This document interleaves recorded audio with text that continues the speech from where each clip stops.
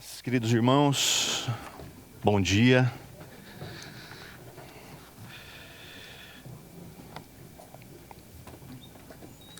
Hoje nós vamos iniciar uma nova série, uma série que fala sobre a ansiedade. O tema dessa série é a paz que vence a ansiedade. Você se considera alguém ansioso? Muitos de nós podemos dizer que sim, né? Muitos de nós a gente pode dizer, eu sou um pouco ansioso, sim. Eu sou alguém muito ansioso. Às vezes, eu me pego fazendo coisas que descaradamente denunciam que eu sou bastante ansioso. E tem muita gente que, além de ser muito ansioso, sofre com isso. Você sabia que o Brasil é o país campeão do mundo de pessoas que sofrem com algum tipo de transtorno de ansiedade? É o campeão do mundo. Mas aproximadamente 10% da população sofre com algum transtorno de ansiedade. Isso é muita gente. E às vezes as coisas parecem tão distantes para a gente, mas se você parar para prestar atenção, você vai perceber que alguém muito perto de você sofre com isso. Alguém, às vezes, do seu lado. Ou até você, e você não saiba disso ainda. Então, esse problema da ansiedade no Brasil é algo que tem preocupado muito as organizações de saúde e também as igrejas. Porque quando um irmão nosso sofre, toda a igreja sofre junto. E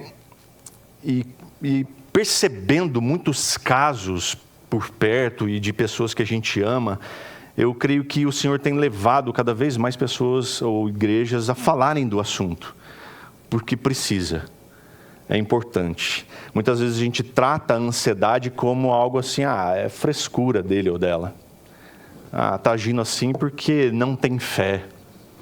Está agindo assim porque é muito frágil. E com a ansiedade não se brinca. E a ansiedade, numa proporção que a gente pode considerar leve, é até saudável, porque a ansiedade nada mais é do que um mecanismo de defesa. Algo que vai acontecer com você, você sabe que vai acontecer, você se prepara, você fica receoso e aquilo te faz ficar alerta. Então, em determinada dose, a ansiedade é bom. Te faz ficar esperto com as coisas. Mas quando ela excede, quando ela se torna mais severa, ela pode evoluir para quadros mais graves. Ela pode evoluir para um quadro, por exemplo, de síndrome do pânico. Se você nunca viu alguém com uma crise de pânico, é algo assustador. Uma vez um amigo meu teve uma crise de pânico, ele não sabia que estava tendo aquilo e eu também não sabia. E ele, já de madrugada, ele estava posando em casa, ele bateu na porta do meu quarto e quando eu abri, ele disse, Rogério, eu vou morrer. E ele literalmente caiu para trás. Eu falei, meu Deus, esse cara vai morrer aqui em casa. Eu peguei ele no colo, levei ele para o carro, levei para o hospital, e no hospital eles me disseram, olha, ele está tendo uma crise de ansiedade. E na época eu falei, que é isso? O que será que aconteceu com esse rapaz? E ele, de fato, desenvolveu essa síndrome do pânico e foi um bom tempo de tratamento. Pode também evoluir para um transtorno de estresse pós-traumático, depois de alguma coisa grave que tenha acontecido com ele. Pode desenvolver para um transtorno obsessivo-compulsivo, TOC.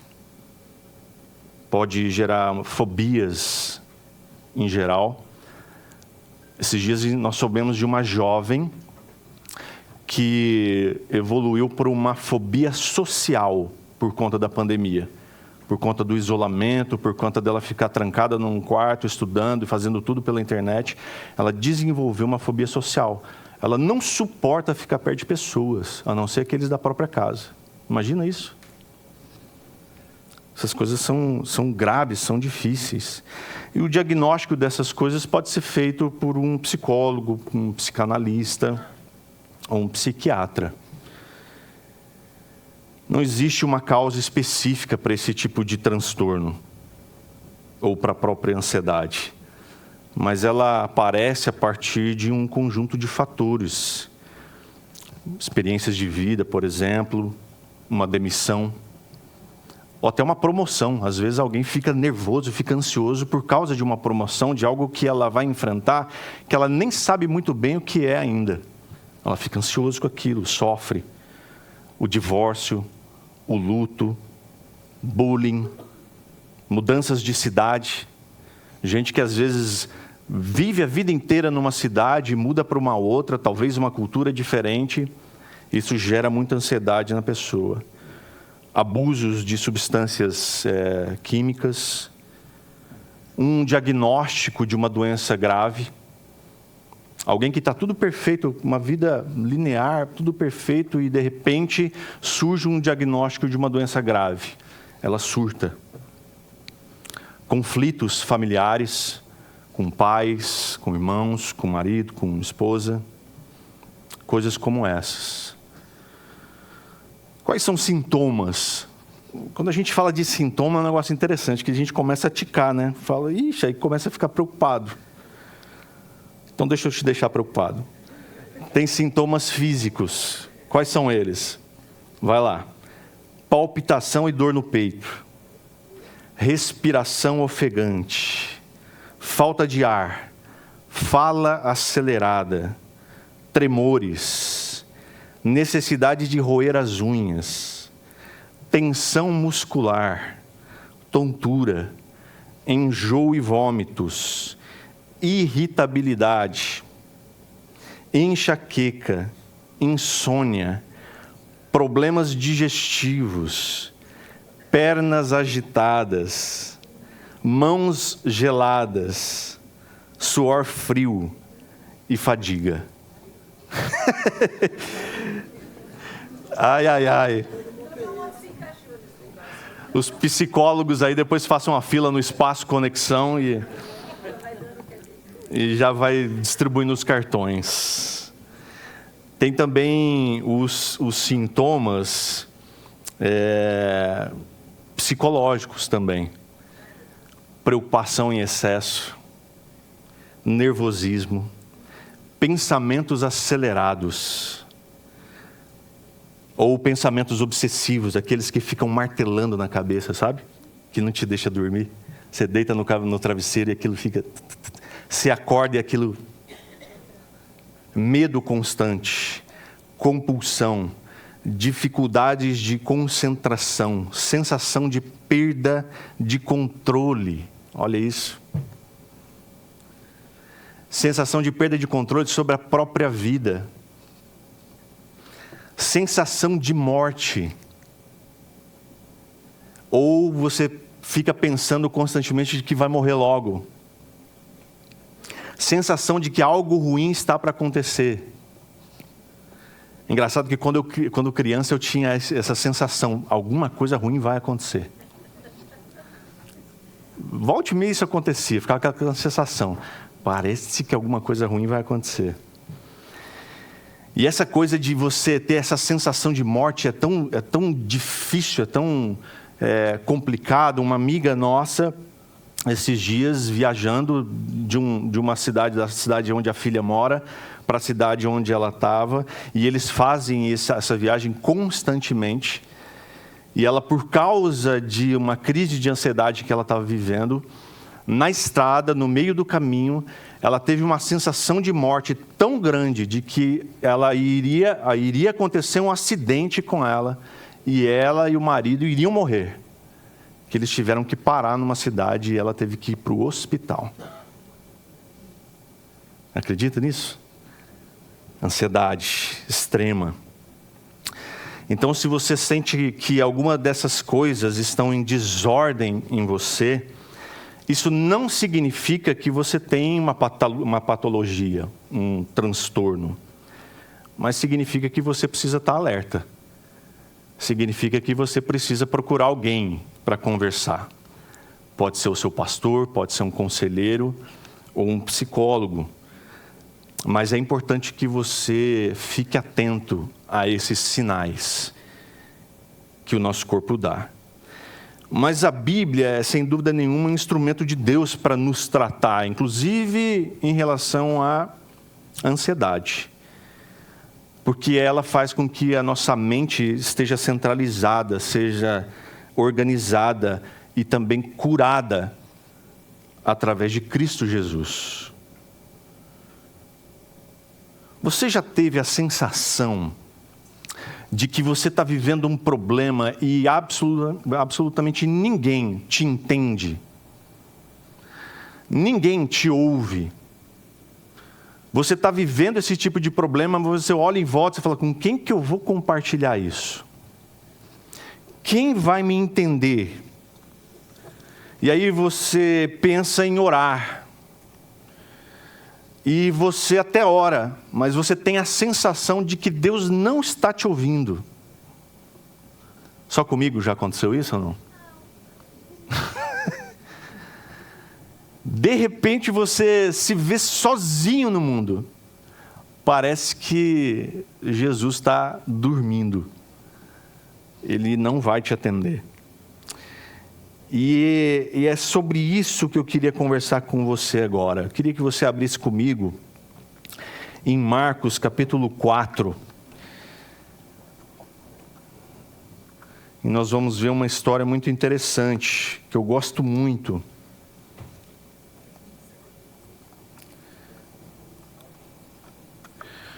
A Bíblia fala muito sobre a ansiedade.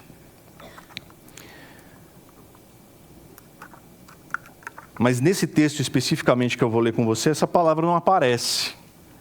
Mas está claro para mim que os discípulos vão experimentar algo como isso.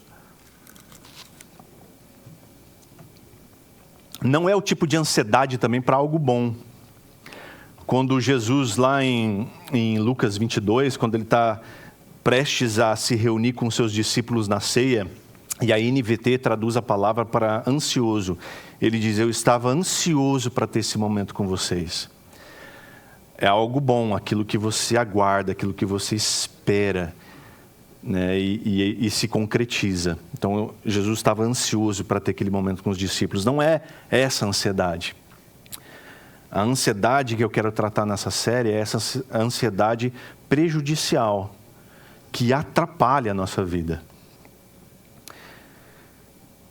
Marcos 4, versículo 35 ao 41, nos diz assim: Ao anoitecer, Jesus disse aos seus discípulos, vamos atravessar para o outro lado do mar. Eu não costumo fazer isso, mas hoje eu vou fazer, vou sair um pouco do protocolo. Repita comigo. Vamos atravessar para o outro lado. Boa, gostei. Vou fazer isso mais vezes. Não, estou brincando. Versículo 36, ele diz, com ele a bordo, repita, com ele a bordo. Boa, estou bom. Chega, já está bom já. Diz assim, com ele a bordo, partiram e deixaram a multidão para trás, embora outros barcos os seguissem. Logo uma forte tempestade se levantou, as ondas arrebentavam sobre o barco que começou a encher-se de água. Jesus dormia na parte de trás do barco, com a cabeça numa almofada. Os discípulos o acordaram, clamando, Mestre, vamos morrer, o senhor não se importa? Jesus despertou, repreendeu o vento e disse ao mar, silêncio, aquiete-se. De repente, o vento parou e houve grande calmaria. Então Jesus lhes perguntou, por que estão com medo? Ainda não têm fé? Apavorados, os discípulos diziam uns aos outros, quem é este homem que até o vento e o mar lhe obedecem? Pai, em nome de Jesus, fala o nosso coração nessa manhã, meu Deus. Queremos ouvir a Tua voz nesses dias tão conturbados, dias agitados, dias que parecem voar diante dos nossos olhos. Que em nome de Jesus, a Tua paz gere calmaria em nosso coração. Em nome de Jesus. Amém, Senhor. É interessante que um pouquinho antes, Jesus estava ensinando a respeito de fé, quando ele conta da parábola da semente que cresce, quando um lavrador lança a semente na terra e ele não tem mais o que fazer a não ser esperar que essa semente germine, que cresça e dê fruto. A natureza, ou o próprio Deus, se encarrega de fazer com que aquela semente brote e gere fruto. E em seguida ele fala a respeito da parábola da semente de mostarda, comparando o reino de Deus a uma sementinha que, se plantada, ela gera um arbusto grande, que os pássaros buscam abrigo. E a palavra diz aqui que no mesmo dia, ou seja, ao anoitecer desse dia, Jesus diz para os discípulos: moçada, peguem as coisas e vamos para o outro lado. Os discípulos que conheciam Jesus e confiavam nele fizeram o quê? Juntaram suas coisas, entraram no barco e foram com ele. E a palavra diz que havia muita gente junto, e sempre a gente percebe essa multidão andando com Jesus. Eu gosto de dizer que no meio dessa multidão tem de tudo. Tem os discípulos de Jesus, tem aqueles curiosos, tem aqueles interesseiros, tem aqueles que querem sempre armar uma cilada, mas entre todos, Jesus sempre destina a sua palavra para aqueles que ouvem a sua palavra e o seguem. Então Jesus tem aqui uma palavra que para mim é segura, traz segurança.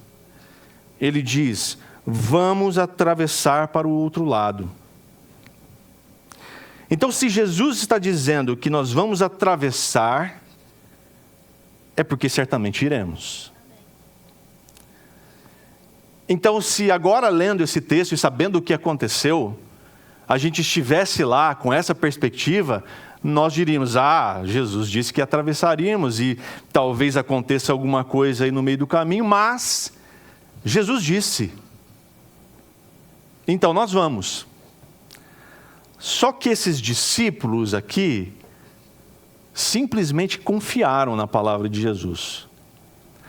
A gente pode lembrar aqui que Jesus era um carpinteiro. Talvez ele não tinha tanta experiência com navegação. E no meio dos discípulos haviam homens experientes. Mas eles ouviram, entraram no barco e foram. Jesus não diz para eles que a viagem vai ser em águas calmas. Jesus não fala para eles: olha, vamos comigo aqui, fiquem tranquilos, porque tudo vai dar certo. Eu me lembro uma vez que eu tinha muita vontade de conhecer a Ilha das Peças, no litoral paranaense. Ainda tenho muita vontade. Mas no dia que eu me preparei para conhecer a Ilha das Peças, eu cheguei em Paranaguá, vi o barquinho, falei: o barquinho não é muito confiável, mas vamos lá. Estava cheio de coragem. E aí a Ana tinha um trabalho para fazer lá no porto, pelo trabalho dela, e o despachante aduaneiro que estava lá, ele perguntou: e daí, qual é o plano de vocês? Eu falei: nós vamos para a Ilha das Peças. Ele falou, aí o semblante dele mudou na hora, né? Ele falou: hoje? Eu falei: é. Ele falou assim: você viu como é que está o tempo? Eu olhei assim, uma nuvem, né? Do tamanho da mão de um homem. Escura. Ele falou: deixa eu te contar. E aí ele contou uma experiência que ele teve indo para a Ilha das Peças. O tempo virou de uma hora para outra e o barco deles quase naufragou. Ele falou assim: olha, é desesperador. As ondas batem mesmo, o vento faz o barco balançar um bocado. E olha que eu sou experiente, moro aqui, já fiz essa viagem várias vezes. É difícil. Falei: tá bom, muito obrigado. Ainda não conheço a Ilha das Peças, né? Ainda não conheço. Mas não fui, não tive coragem, por causa do encorajamento daquele homem. Mas Jesus não disse para eles que ia tudo bem. Jesus só disse: vamos para o outro lado. Só isso. Só que Jesus diz para mim e para você também que a nossa caminhada vai ser um um mar de rosas, vai ser em águas calmas. Não, pelo contrário, para nós ele diz que a nossa jornada será de aflição. Ele diz, olha, vocês vão ter aflição nessa jornada, mas calma, tenha um bom ânimo, né? Eu já venci tudo isso. E mais, ele diz também para mim e para você como é que nós vamos chegar do outro lado e que nós chegaremos do outro lado. João capítulo 14, versículo 2, ele diz assim para mim e para você: na casa do meu pai há muitas moradas, se não fosse assim, eu lhes teria dito. Vou preparar um lugar para vocês e quando tudo estiver pronto, virei buscá-los para que estejam sempre comigo onde eu estiver. Então, se ele disse, então ele fará. Eu e você temos a mesma palavra que os discípulos. Olha, nós vamos chegar do outro lado. E vocês vão estar comigo onde eu estiver, para sempre. Então, só aqui já serviria para mim e para você guardar essa palavra no nosso coração e descansar nele. E saber que essa aflição que talvez nós vivemos hoje vai passar. E um dia nós estaremos com ele na casa do Pai. Então só isso poderia trazer conforto para o nosso coração. Mas eu sei que precisa de algo mais. Então vamos avançar. Também está escrito aqui que eles estavam com ele a bordo. Jesus não diz, olha, entrem no barco aí, vão lá para o outro lado e aí eu encontro com vocês lá, ou qualquer coisa eu mando um WhatsApp e a gente se fala. Ou como a gente às vezes costuma dizer para as pessoas, vamos nos falando aí, né? Não, Jesus entra com eles também no barco. Jesus está com eles. Eis aí o que faz total diferença na vida do crente. Porque ele sabe que Jesus está com ele no barco para o que der e vier. O tempo todo. Full time. Então, Jesus está com eles no barco, eles seguem viagem com a promessa de que vão chegar do outro lado. Então não adianta a gente entrar numa jornada sozinhos, meus irmãos. Não adianta a gente empreender em nada sozinhos. Nós precisamos dele. Porque a gente sabe que as tempestades vão vir. E quando elas vierem, é melhor que a gente esteja com Jesus no barco. Mateus 14, 24 e 32, acontece muito semelhante, algo muito semelhante, numa outra tempestade. Só que Jesus, dessa vez, não está no barco. Lembra dessa história? Que os discípulos entram no barco, a tempestade vem, Jesus não está no barco, mas eles veem a figura de um homem andando sobre as águas. E eles, é aquela história, né? O que está ruim pode ficar pior. E eles ficam desesperados, além da tempestade, achando que é um fantasma. E aí eles gritam e Jesus fala, calma, sou eu, fica tranquilo. E aí Pedro, se é o Senhor, então fala para que eu vá até o Senhor. E aí Jesus fala, então vem. Pedro anda sobre as águas, e aí eles se encontram e fica de fato tudo bem. O texto então nos diz que essas duas verdades precisam nos acompanhar, de que a palavra de Jesus diz que nós vamos chegar do outro lado e de que Ele está conosco no barco. Nós precisamos nos apegar a isso. E mesmo que Ele pareça não estar dentro do barco, mas Ele está sempre perto. O texto também nos diz que outros barcos seguiam Jesus, como eu falei. É interessante que o texto não diz como essas pessoas dos outros barcos se sentiram no meio da tempestade. Não é? Como é que eles se viraram sem Jesus no barco? Mas com toda certeza, olha só que interessante isso. Com toda certeza, essas outras pessoas dos outros barcos se beneficiaram do que aconteceu nesse barco. Então, pode ser que alguns incrédulos, ou alguns que ainda seguem Jesus por interesse, ou por simpatia, ou por qualquer coisa que seja como essa, se beneficiem da fé que você tem. Se beneficiem da relação que você tem com Jesus. Já imaginou isso? Talvez alguém está passando por o mesmo tipo de tempestade que você. Mas a diferença é que você tem Jesus no barco. E você pode dizer isso para aqueles que não têm. Eu sempre digo que o que aconteceu de ruim com você pode te servir de testemunho depois para ajudar aqueles que vivem o mesmo problema. Se você está vivendo algo ruim na sua vida hoje, a forma como você vai superar esse problema com Cristo, no seu barco, certamente vai te ajudar a ajudar essa pessoa no futuro. Então eles entram no barco, confiantes, com Jesus dentro dele, mas uma tempestade acontece no meio do caminho. Então o verso 37 nos diz que uma forte tempestade se levantou. A palavra aqui para vento forte ou forte tempestade é um vento que mais se assemelha a um furacão mesmo. Coisa séria. Coisa grande. E é interessante que quando você conversa com alguém que sofre de algum transtorno de ansiedade, essa pessoa sempre diz, parece que estou vivendo um furacão. Parece que tem um furacão na minha cabeça. Eu já tive uma vez uma crise de ansiedade.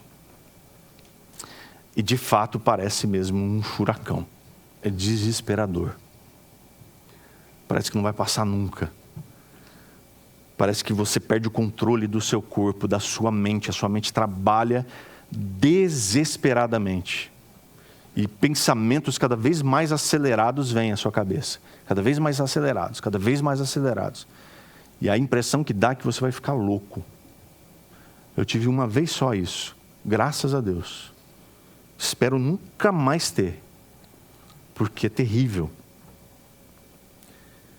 Então era um furacão. E por mais experiente que aqueles homens pudessem ser, tempestades são sempre assustadoras. Não há um marinheiro experiente que não se assuste e fique preocupado com uma tempestade. Então, quando nós lidamos com as tempestades que outros não conseguem lidar, às vezes a gente fica pensando, poxa, ai, como ele é fraco, ai, como ele não tem fé, ai, como ele não consegue lidar com esses problemas que eu lido tão facilmente. Às vezes a gente, por causa da nossa experiência, julga o outro. Né? Então, por mais comuns que eram as tempestades naquele lugar, aqueles homens nunca tinham passado por esta tempestade. E nunca passaram por qualquer tempestade com indiferença. Então, tempestades comuns para nós podem ser tempestades horrorosas para quem nunca as viveu. Qual é a tempestade que você atravessa hoje, meu irmão? Minha irmã? O que faz você ficar ansioso, esperando pelo pior? É uma tempestade financeira? É uma tempestade, talvez, que se apresenta como uma doença? Como um abalo na sua fé? É uma tempestade emocional, talvez? É uma tempestade relacional?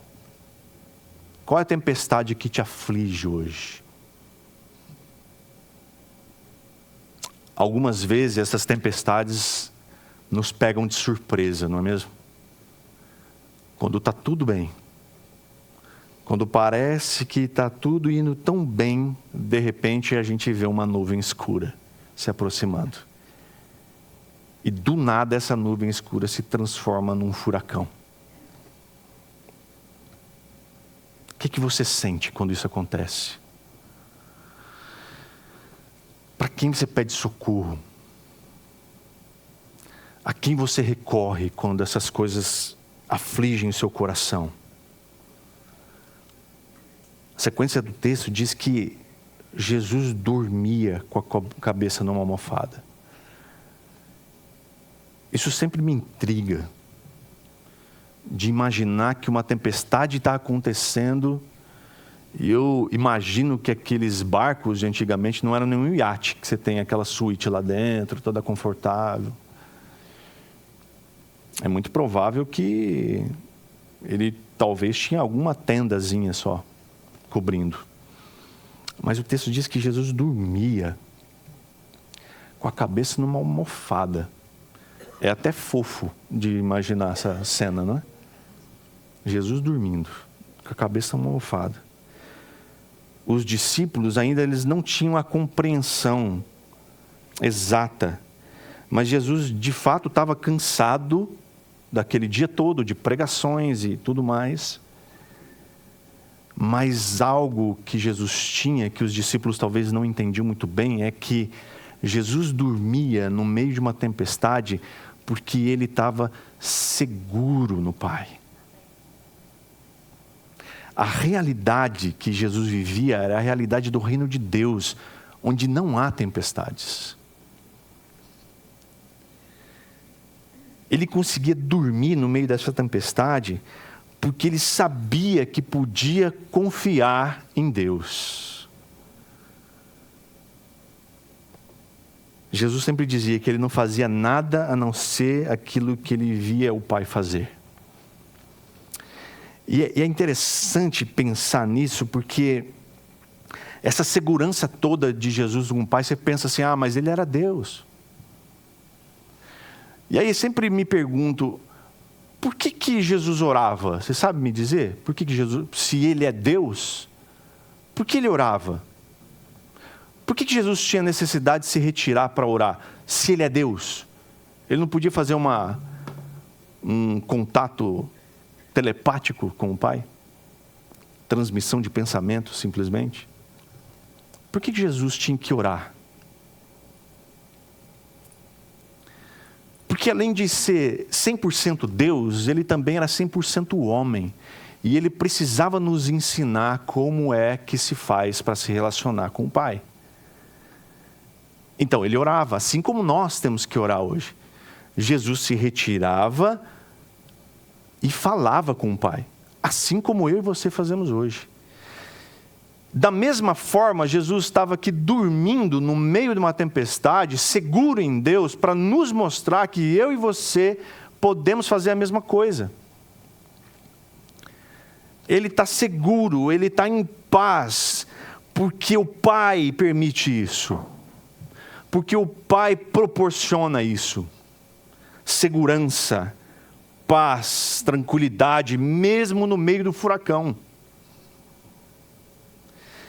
E aí, o que acontece? Os discípulos olham para aquela cena, eles veem Jesus dormindo, e o que eles fazem? Eles vão lá e chacoalham Jesus e dizem, Jesus, nós vamos morrer. E aí vem uma pergunta que, no primeiro momento, a gente olhando para ela, a gente fica meio chocado, porque é uma pergunta até meio sentida deles. O Senhor não se importa? Eu chamo isso aqui de uma oração sincera. Era a sinceridade do coração deles no momento de aflição. Nós vamos morrer. A coisa está feia. E Jesus está dormindo. Vamos lá, vamos acordar ele. Jesus, nós vamos morrer. Você não está vendo? Você não se importa com isso? Quantas vezes, meu irmão, você bateu na porta do céu e disse para o Senhor, Senhor, você não se importa mesmo com a minha dor, com a minha aflição, com a minha angústia? Às vezes a gente tem medo de fazer orações sinceras, e a gente vem diante de Deus cheio de dedos. Amado Deus, amado Pai, olha, o Senhor sabe o quanto eu tenho te servido, mas eu gostaria de humildemente lhe falar nessa hora. eu estou passando por aflições. E eu preciso tanto do seu socorro. Não, queridos, Deus sabe quem é você. Deus sabe o que brota do seu coração. E orações sinceras como essa não chocam Deus. Não escandalizam Deus. Você acha que Deus, ao ouvir isso, o Senhor não se importa?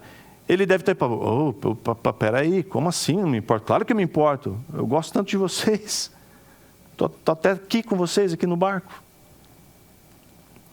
Ou quando você chega diante de Deus e literalmente desabafa com Ele, nossa, olha, Ele foi capaz de falar assim comigo.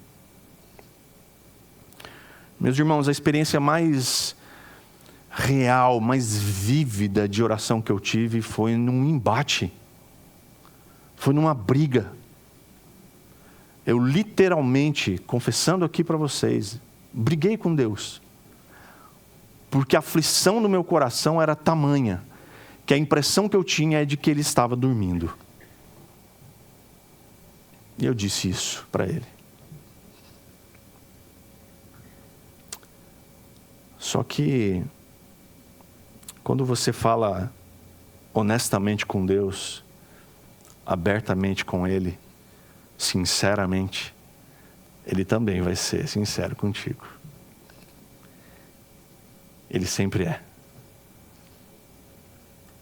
Eles sabiam quem era Jesus e o que Ele podia fazer, mas eles estavam com medo. Eles estavam paralisados. Eles não conseguiam pensar racionalmente. E é assim que acontece com a gente, quando a gente está no meio de uma aflição. A gente não consegue pensar direito. Não é? E aí faz com que a gente, muitas vezes, haja de forma impulsiva. E muitas vezes o problema se agrava por conta disso. E quando a gente consegue pensar racionalmente, quando a gente consegue se desvencilhar dessa paralisia, então a gente consegue buscar a Deus de forma racional e ter uma conversa com Ele também de forma racional. Então esses discípulos provavelmente se sentiam desamparados com o sono de Jesus. Quantas vezes no meio de uma aflição, eu e você não nos sentimos como eles? Quantas vezes no meio da dor, eu e você nos sentimos como eles? Quantas vezes, em meio a grandes problemas e tempestades da nossa vida, nós oramos e parece que a oração não passa do teto? Quantas e quantas vezes? Mas o fato é que o Senhor se importa sim comigo e com você. O Senhor sabe exatamente o que eu e você passamos. Ele não está indiferente. A palavra de Deus diz que Ele não dorme, nem de dia e nem de noite. E Ele está atento ao que eu e você passamos. Isaías 41:10 responde para mim e para você se Ele de fato se importa comigo, com você. Ele diz assim, o Senhor dizendo para Isaías: não tenha medo, pois estou com você. Não desanime, pois eu sou o seu Deus. Eu o fortalecerei e o ajudarei. Com a minha vitoriosa mão direita o sustentarei. Isso serve como resposta para você, meu irmão? Por mais que pareça que Ele está dormindo, Ele não está. Ele quer que eu e você tenhamos um outro tipo de postura diante das dificuldades. Uma postura de fé. Uma postura de quem crê e confia nessa palavra poderosa que Ele diz: não tenha medo, eu estou com vocês. Não desanime, porque eu sou seu Deus. Eu o fortalecerei e o ajudarei. De que forma? Com a minha vitoriosa mão direita o sustentarei. a gente pode se apegar a isso. No verso 39 ele tem uma palavra de paz. Então, ao ser acordado pelos apavorados discípulos, Jesus se levanta e repreende o vento e se dirige ao mar. E ele diz: silêncio, aquieta-se. Ao som da voz de Jesus, as tempestades se calam. Elas se aquietam. Não há tormenta que suporte e persevere ao som da voz de Jesus. Não há confusão, não há furacão, não há tempestade que suporte ouvir a voz de Jesus. Ele simplesmente diz: silêncio. E a tempestade obedece. Diz o texto que houve grande calmaria. Dá para imaginar isso? No meio daquela tempestade horrorosa que parece que vai matar todo mundo, Jesus se levanta ao ser acordado e diz: silêncio. E o mar obedece. E o furacão se dissipa.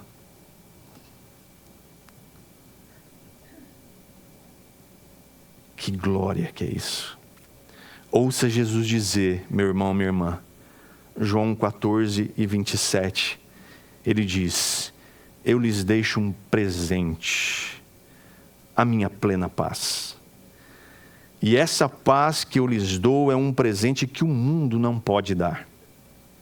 Portanto, não se aflijam, não se aquiete, não se agite, não perca sua paz, nem tenham medo. Ele é o dono da paz. Ele não é alguém que tem a paz nas suas mãos e pode... Não, ele é o dono da paz. Ele é o príncipe da paz. Ele é quem é capaz de, com uma palavra, estabelecer paz na minha e na sua vida. Isso é glorioso. Ele pode porque a paz pertence a Ele. Paulo, no meio da tempestade onde ele estava preso, e quando escreve aos Filipenses, diz para mim e para vocês assim: não vivam preocupados, ansiosos por coisa alguma. Em vez disso, orem pedindo aquilo de que precisam e agradecendo-lhe por tudo que ele já fez. Então vocês experimentarão a paz de Deus que excede todo entendimento e que guardará o seu coração e a sua mente em Cristo Jesus. Esse guarda é literalmente Deus colocando anjos armados para defender e proteger a paz que está acima de todo entendimento. Quando você pergunta os porquês, a paz de Deus está acima disso. Ela vem e guarda a sua mente e o seu coração em Cristo, para que essa paz não seja novamente abalada. Então, se eu e você estamos no meio de uma tempestade agora, nesses dias, você não pode perder tempo. Você precisa orar de uma forma sincera com Ele. Nem que você tenha que dizer: o Senhor não se importa com isso. Porque Ele vai te entender. Por isso que Ele veio em carne. Para poder experimentar o que você experimentamos. Mas Ele não vai deixar de nos ensinar, de nos exortar. E aí vem uma exortação nos versos 40 a 41. Depois de repreender a tempestade, depois de mandar ela ficar quietinha, Jesus se volta para os discípulos. E é interessante como Jesus sempre estende a mão antes da repreensão. Lembra quando Pedro afunda? Jesus primeiro estende a mão, levanta Pedro, e aí ele diz: Ô homem de pouca fé. Homem bully, né? De pouca fé. Vocês não conheciam essa? Jesus, vocês precisam andar um pouco mais comigo, gente. Jesus sempre tem a mão estendida para os aflitos, para os nervosos, para os preocupados, para aqueles que faltam esperança às vezes. Jesus estende a mão. Mas Ele não deixa de dizer o que eu e você precisamos para superar isso. Ele diz: por que estão com medo?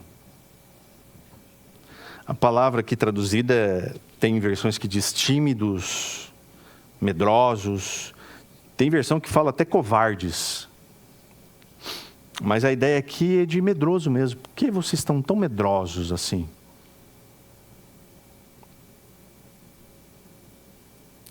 É uma sensação de insegurança. Muitas vezes a gente se sente medroso porque parece que nós estamos inseguros, parece que a qualquer momento nós vamos tombar, vencidos. Parece que a qualquer momento nós vamos perder tudo, inclusive a vida. A ansiedade faz isso. A ansiedade dá a impressão de que você a qualquer momento vai fracassar em tudo e tudo vai desabar na sua vida. Então gera medo. Essa insegurança toda gera medo. E aí o Senhor está perguntando: o que te deixa inseguro, mesmo na minha presença? O que te deixa com medo, mesmo eu estando junto com você? Mesmo você sabendo que eu disse que estaria? E aí ele diz: ainda não tem fé? Fé é confiança em Deus. Nós cantamos aqui, antes da palavra. Logo, a falta de fé gera insegurança. E, consequentemente, medo. Então, a gente sabe que Hebreus nos diz a respeito da fé, e diz que a fé é a convicção das coisas que não se veem. Então, a fé é a convicção de que Jesus está conosco. Embora não vejamos, tá certo isso? Vejamos, né? Embora nós não estamos vendo, Jesus está conosco. Isso é fé. Quando você tem convicção disso. A sua palavra diz que onde houver dois ou mais, Ele está no meio. Convicção. Ou seja, Ele está aqui agora. Se nós dirigirmos a palavra a Ele, o que é que nós cremos? Que Ele as ouve. Fé. E Hebreus vai dizer também que fé é a esperança, a certeza daquilo que se espera. Nós esperamos que um dia Ele vai vir nos buscar para que a gente more com Ele por toda a eternidade. Isso é fé. Então, se você tem a certeza disso que você está esperando em Cristo, você tem fé. E a fé é a ferramenta, meus irmãos, para que a gente supere qualquer medo. Eu me lembro que quando eu estava tendo aquela crise de ansiedade que eu mencionei para vocês, a sensação que eu tinha é que eu estava muito doente, embora eu estivesse bem há meia hora atrás. Eu sentei no chuveiro e deixei a água cair na minha cabeça, enquanto me faltava o ar, enquanto vinha um desespero, enquanto eu chorava muito, enquanto na minha cabeça vinham os pensamentos repetidos, um atrás do outro, e ao mesmo tempo eu pensava: como é que eu vou explicar isso para minha esposa e para os meus filhos? Porque a sensação é de que isso não vai passar, e você vai ter que, de alguma forma, desesperada, sair dali. Eu comecei a orar e dizer: Deus, Eu não sei o que está acontecendo, mas o Senhor sabe, me ajuda. Me ajuda. E aos poucos aquela oração sincera foi fazendo efeito. E a paz veio se estabelecendo novamente. E depois, de forma racional, de forma de estar em paz de verdade em Cristo, sabendo que Cristo estava comigo ali, eu pude raciocinar sobre tudo o que estava acontecendo, que me causou aquilo. E perceber que aquilo era tão pequeno. Percebi que aquilo não fazia sentido algum. E de que, pela fé em Cristo Jesus, eu poderia superar. O que de fato aconteceu. Mas isso só é possível pela fé. Pela fé. Pela certeza de que Jesus está conosco. Então, apavorados, os discípulos diziam uns aos outros: quem é esse homem que até o vento e o mar lhe obedecem? Eles ainda cheios de temor, diz aqui que eles estavam ainda apavorados. Eles estavam também agora maravilhados daquele que é Deus e manda a tempestade se acalmar, se aquietar. O Salmo 89, 8 e 9 diz assim para mim e para você: Ó Senhor, Deus dos exércitos, quem é poderoso como Tu, Senhor? Tu és totalmente fiel, governa os mares revoltos e acalmas as ondas agitadas. Os mares podem estar revoltos na sua vida. As ondas podem estar agitadas, mas o Senhor dos exércitos é poderoso para fazê-las se acalmarem. Você crê nisso? Você pode estar sofrendo agora, você pode talvez até amar alguém que sofre por ansiedade. E muitas vezes essa ansiedade traz essa sensação de não estar sendo ouvido por Deus. Mas saiba ou faça saber que Deus não está indiferente com a sua dor ou com a dor do outro. Mas Ele está pronto a dissipar toda a tempestade ao som da voz de Jesus, que traz a paz que excede todo entendimento. A paz que restaura, a paz que renova a alegria, que dá novo ânimo, que revigora. É essa paz que eu e você precisamos. Vamos ficar de pé. Talvez você